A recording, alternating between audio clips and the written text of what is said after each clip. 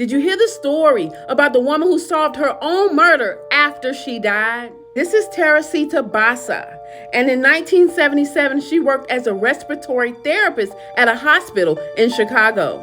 One evening, she told her coworkers that she was leaving to go meet a guy friend at her apartment. Hours later, neighbors called the police because they smelled smoke billowing through the apartment. After firefighters put out the flame, they noticed that the entire apartment had been ransacked and there was a mattress sitting in the corner. When they flipped over the mattress, they found Teresita's naked body smoldering in ashes with a knife impaled in her chest. As police investigated Teresita's death, they found her diary, and one of the last entries read, "Get tickets for AS." Police questioned Teresita's friends, co-workers, and family, but no one could tell them who AS was. Months went by with no significant leads in breaking the case until police received a phone call from the husband of one of Teresita's former co-workers.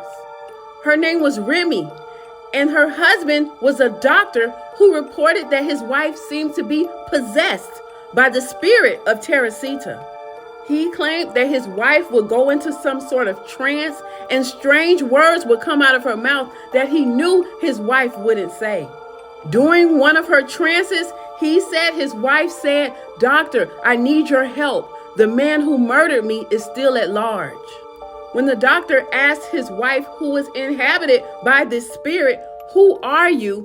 the spirit said, "I am Teresita Basa. You have nothing to be afraid of." At that point, the spirit identified the killer as Alan Showery, a lab technician who also worked at the hospital with Teresita. The spirit described that Alan had come over to meet with Teresita to fix her television, but he ended up robbing her, stripping of her clothes, murdering her, and setting the apartment on fire.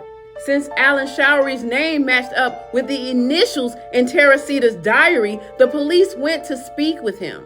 They asked him if he had seen Teresita on the night that she was murdered, and he admitted that he had. But he said since he didn't have the tools to fix her television, he simply went home. The police didn't go for it.